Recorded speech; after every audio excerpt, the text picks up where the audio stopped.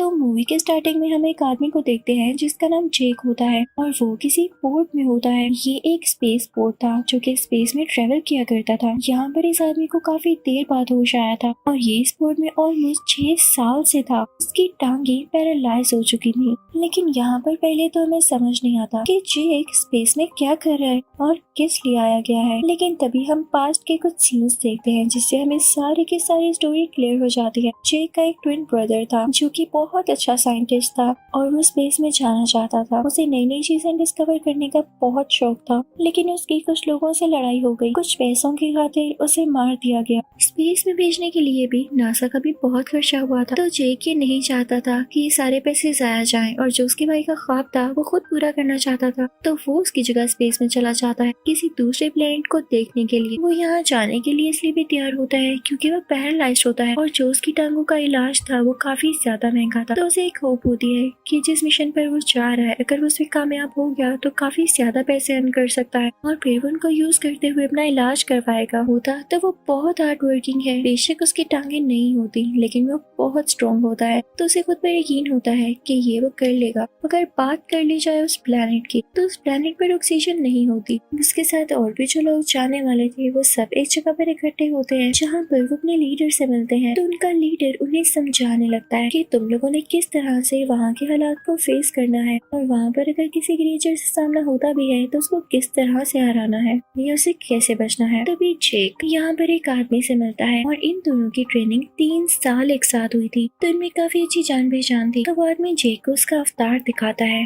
इस अवतार में इंसानों के भी डीएनए थे और उन क्रिएचर्स के भी जो कि उस प्लेनेट पर रहा करते थे जहाँ पर ये लोग जा रहे थे। इनका प्रोजेक्ट स्टार्ट होता है, लेकिन तभी वहाँ पर इस प्रोजेक्ट के लीडर आते हैं। वो सीधा इस प्रोजेक्ट के हेड के पास जाती जो कि एक बिजनेसमैन होता है और उसने ये प्रोजेक्ट स्टार्ट किया था। वो उसे कहती है कि तुम्हारा जेक को लाने का क्या मकसद था। तो वो हेड उसे बताता है कि इसमें कोई मसला नहीं है, वो समझदार है और तुम्हें पता भी है कि हम उस प्लेनेट पर क्यों जा रहे हैं। वो उसे कीमती स्टोन दिखाता है। वो कहता है कि हम उस प्लेनेट से ये स्टोन लेंगे। ये 1 केजी स्टोन 100 करोड़ का बिकता है, यानी इसका सिर्फ 10 ग्राम 1 करोड़ का बिकेगा। तो तुम खामोशी से होने दो जो हो रहा है। फिर अगले दिन हम देखते हैं कि जेक को एक मशीन में भेजा जाता है जिससे वो अवतार बन के बाहर आता है। उसको अवतार की बॉडी में शिफ्ट कर दिया गया था जिसे पाकर वो बहुत खुश था। लंबे लंबे कान, लंबी सी दुम, लंबी सी चोटी और नीले यानी ब्लू रंग से वो काफी खुश था। फिर जेक मिलता है एक कर्ज। तो वो जेक की काफी तारीफ करता है क्योंकि जेक पहले फौज में था यानी आर्मी में था और उसकी एक्टिविटीज काफी अच्छी थी। तो वो जेक से कहता है कि तुम बहुत आगे जा सकते हो और वहाँ उस प्लेनेट में जाके वहाँ के लोगों के साथ ज्यादा से ज्यादा टाइम स्पेंड करना, क्योंकि तुम जितना टाइम उनके साथ स्पेंड करोगे वो उतना ही तुम पे ट्रस्ट करने लगेंगे। और तुम जानते हो ना कि इस प्रोजेक्ट का हेड यही चाहता है कि उस प्लेनेट से ज्यादा स्टोन निकाल सके।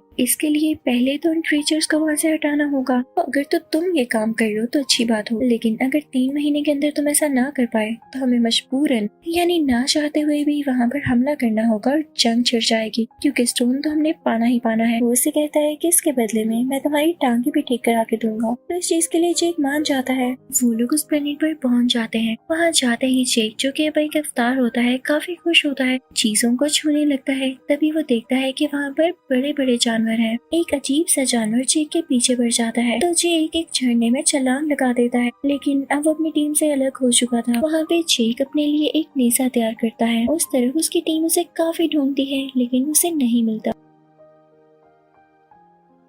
तो वो लोग यहाँ से ये सोचते हुए चले जाते हैं कि ये खतरनाक प्लेनेट है और क्या पता अब तक जेक मारा गया हो। जेक वहीं जंगल में होता है। तभी हम देखते हैं कि कोई फीमेल उसे देख रही होती है और वो उसी प्लेनेट की क्रिएचर होती है जिसका नाम नीत्री होता है। वो जेक पर एरो चलाने ही वाली होती है कि तभी उस पर एक फूल आकर बैठता है। तो वो अपना डिसीजन बदल लेती है और वहाँ से चली जाती है। अब रात को जेक के पीछे उस प्लेनेट के काफी खतरनाक जानवर पड़ जाते हैं और उस पर अटैक करने के लिए आगे बढ़ रहे होते हैं, लेकिन जेक उनसे फाइट बैक करता है। उनको भगाने के लिए आग भी जलाता है। तभी वहाँ पर नेत्री आकर उसे बचाती है, लेकिन इस दौरान वहाँ के कुछ जानवर भी मारे जाते हैं। तो नेत्री को गुस्सा आता है। वो जेक से कहती है कि तुम्हें बचाने के चक्कर में मेरे जानवर मारे गए। तो जेक उससे कहता है कि गुस्सा किस चीज का दिखा रही, अगर अपने जानवरों की इतनी फिक्र थी तो मुझे बचाया ना होता। तो नेत्री उसे कहती है कि तुम बिल्कुल बच्चे हो। तो जेक उसे कहता है तो फिर मुझे सिखाओ कैसे लड़ा जाता है। इसी के साथ जेक की बॉडी पर वही ग्लोइंग फ्लावर्स आकर बैठ जाते हैं। नेत्री इस कबीले के सरदार की बेटी होती तो वो जेक को अपने कबीले के पास लेकर जाती है। उसके कबीले के लोग जेक को मारना चाहते हैं लेकिन नेत्री उनको रोकती है। तो ये बात एक और क्रिएचर को अच्छी नहीं लगी। ये वही क्रिएचर होता है जो कि अब आगे जाकर इस कबीले का सरदार बनने वाला था। लेकिन नेत्री की माँ जो कि वहाँ की रानी होती है, नेत्री से कहती है कि तुम्हें मैं इजाजत देती हूँ, तुम जेक को चीजें सिखा सकती हो। दूसरी तरफ हम देखते हैं कि जेक की असल दुनिया में आंख खुलती है, यानी उसी पोर्ट में। तो वो सबको बताने लगता है कि मैंने उन लोगों का ट्रस्ट जीतने के लिए पहला स्टेप तो पार कर लिया, जिसे सुनकर सब लोग काफी खुश होते हैं। अब नेत्री जेक को काफी चीजें सिखाने लगती है, जैसे कि हॉर्स राइडिंग वगैरह। दूसरी तरफ हम इस प्रोजेक्ट के लीडर को देखते हैं जो कि अपनी टीम को लेकर इस जगह पर आ जाती है। वहाँ पर इनका एक छोटा सा कैबिन होता है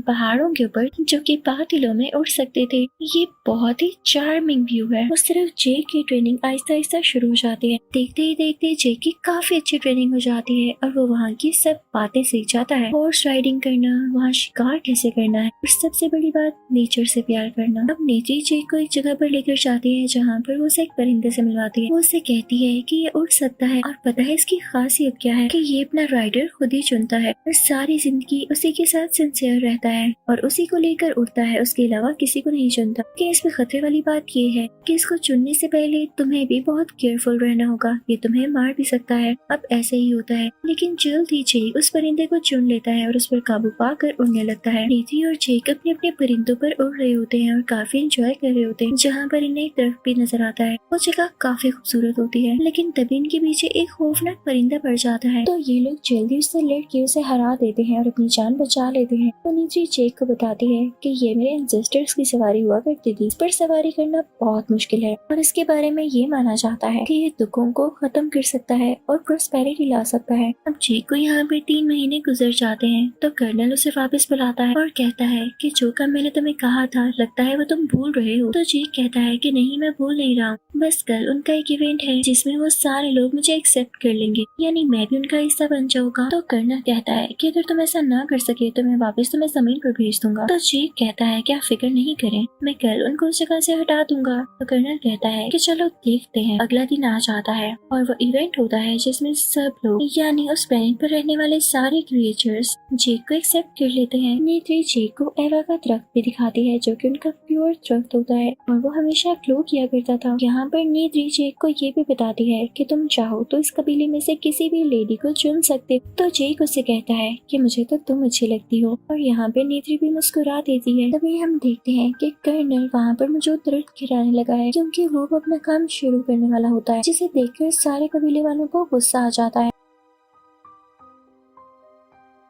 जेक उनको रोकने की काफी कोशिश करता है लेकिन इंसान तो रुके नहीं रहे थे। ये सब देखकर वो क्रिएचर जो इस कबीले का नया सरदार बनने वाला था जेक पर हमला कर देता है और नेत्री उसे बचाती है। अब इस प्रोजेक्ट के लीडर कर्नल से कहती है कि जरूरी नहीं है कि तुम उनकी जमीन खोद कर उनके दरख्तों को गिरा कर स्टोन को हासिल करो, क्या पता स्टोन चारों तरफ हो। तब तक जेक भी आ जाता है जो कि आकर कर्नल को समझाता है और इस प्रोजेक्ट के हेड से भी कहता है कि आप लोगों को ये स्टोन क्यों चाहिए। वो लोग नेचर को बहुत पसंद करते हैं, वो कभी भी यहाँ से नहीं जाने वाले। तो कर्नल कहता है कि हमें इससे फर्क नहीं पड़ता, अगर वो नहीं जाएंगे तो मैं तुम्हें पहले ही बता चुका हूँ कि हम जंग करेंगे। अब कल सुबह ऐसा ही होगा। लीडर और जेक उन्हें समझाने की काफी कोशिश करते हैं लेकिन वो तो सुन ही नहीं रहा होता। वो बस उनको इतना सा मौका देता है कि तुम लोग वापिस अपने अवतार में एक बार जा सकते हो और उनको डील कर सकते हो, ये तुम लोग के पास आखिरी मौका है। इस प्रोजेक्ट के लीडर और जेक अपने अपने अवतार में चले जाते हैं और दोबारा से उस प्लानिंग पर जाते हैं जहाँ पर जेक जाकर सब कुछ सच सच बता देता है कि मुझे यहाँ पर इसीलिए भेजा गया था कि मैं आप लोगों को इस जगह से हटा सकूं क्योंकि हमें यहाँ से कुछ जरूरी चीजें चाहिए। तो नेत्री सुन के रोने लगती है और चिल्लाने लगती है कि तुमने मुझे धोखा दिया है, तुम अब तक ड्रामा करते आ रहे थे। उस प्लानेट के क्रिएचर्स जेक और उस प्रोजेक्ट के लीडर को कैद कर लेते हैं। तभी वहाँ पर कर्नल अपने लोगों के साथ आ जाता है। जेक उसे मना भी कर रहा होता है लेकिन वो फिर भी इस तरफ आ जाता है। अब इस कबीले के लोग उन पर अटैक करने लगते हैं लेकिन वो अपने बो और एरो से कितना अटैक कर पाते। कर्नल उन पर बॉम्ब्स फेंकने लगता है जिससे हर तरफ आग लग जाती है और कबीले के लोग डर के रोने लगते हैं। तभी एक फीमेल क्रिएचर जेक के पास आती है और उसे खोलते हुए कहती है कि हमारी जान बचाओ। लेकिन इतनी ही देर में कर्नल वो दरख्त भी गिरा देता है जो कि उनका प्योर दरख्त था। सब लोग ये देख के काफी दुखी होते हैं और उन्हें इंसानों पर काफी ज्यादा गुस्सा आ रहा होता है। इस सब में नेत्री के फादर यानी इस कबीले के लीडर की भी डेथ हो जाती है। इस प्रोजेक्ट का हेड और कर्नल ऑर्डर्स देता है कि जेक और इस प्रोजेक्ट के लीडर को अरेस्ट कर लिया जाए। लेकिन तभी वहाँ पर एक पायलट आती है जो कि फाइटर प्लेन चलाया करती थी।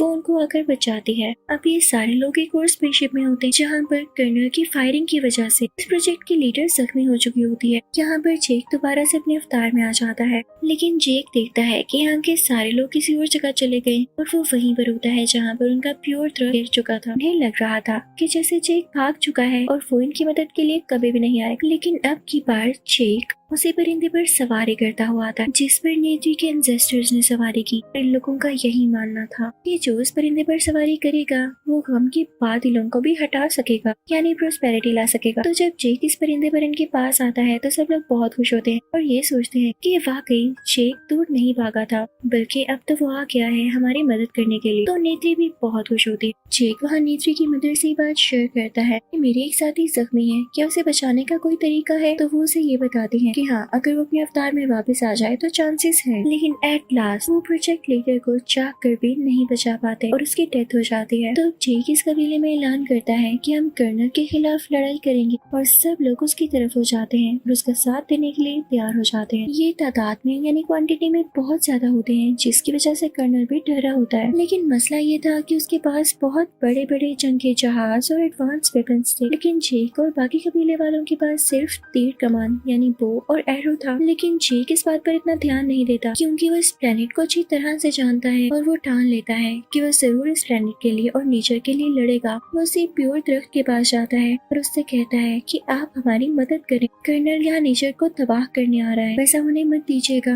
अब कर्नल अपना हमला कर देता है। वो बहुत ज्यादा आर्मी को अपने साथ लेकर आया था। वो सबसे पहला शूट उसे प्योर दरख्त की तरफ करता है, लेकिन इससे पहले ही वहाँ पर उस प्लेनेट के क्रिएचर्स आ जाते हैं जिन्होंने अपने घोड़ों तक को तैयार कर रखा था। जेक भी उसी ब्लू परिंदे पर आ रहा होता है।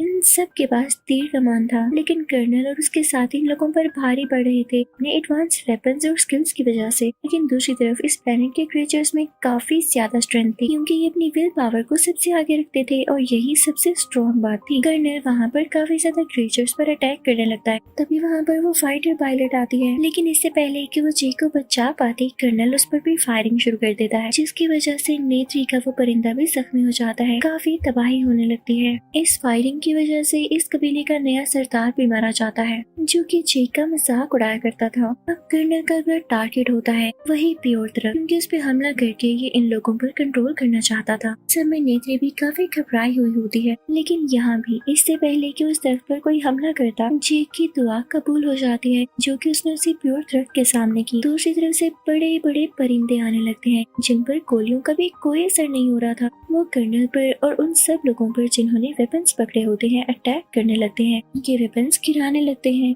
जिस जहाज से लोग एक्सप्लोजन करने वाले थे जेक उस पर हमला करके उसे गिरा देता है, तो वो जहाज तबाह हो जाता है। एक्सप्लोजन होने से भी बच जाता है। अब जेक कर्नल के जहाज पर भी हमला करता है जिससे उसका जहाज भी तबाह हो जाता है। तो कर्नल अपने जहाज से नीचे जंप लगा देता है, लेकिन जेक दरख्तों में अटकर बच जाता है। तभी कर्नल को वो कैबिन नजर आता है जिसमें जेक होता है, यानी जेक का ह्यूमन वर्जन जो कि अभी बेहोश था। तो वो सोचता है कि इस पर हमला करके जेक को ही मार डाले, तो जेक के मरने के बाद इसका अवतार कैरेक्टर भी खत्म हो जाएगा। लेकिन इससे पहले ही वहाँ नेत्री आ जाती है। वो कर्नल से काफी लड़ती है, लेकिन यहाँ पर वो कमजोर पड़ रही होती है और तभी वहाँ पर जेक आ जाता है। जेक कर्नल को अपने ह्यूमन वर्जन को मारने के लिए रोकता है, लेकिन कर्नल उसकी चोटी पकड़ लेता है और उसे ऊपर हवा में उठा लेता है। उसे काफी ब्लैकमेल कर रहा होता है कि मैं तुम्हें अब मार डालूंगा। लेकिन इससे पहले कर्नल जेक को हाथ भी लगाती थी, वहाँ आके अपना तीर चलाती है जो कि सीधा कर्नल को लगता है और अब इस बार कर्नल वाकई मारा जा चुका था। तभी जेक भी बेहोश हो जाता है क्योंकि उसे भी चोट आई थी और वो अपने ह्यूमन वर्जन में कैबिन में वापस आ जाता है। उसे सांस नहीं आ रहा होता क्योंकि यहाँ पर ऑक्सीजन काफी कम होती है। लेकिन तभी यहाँ पर नेत्री आती है और उसे ऑक्सीजन मास्क लगाती है। दोनों स्माइल करते हैं क्योंकि नेत्री ने जेक की जान बचाई थी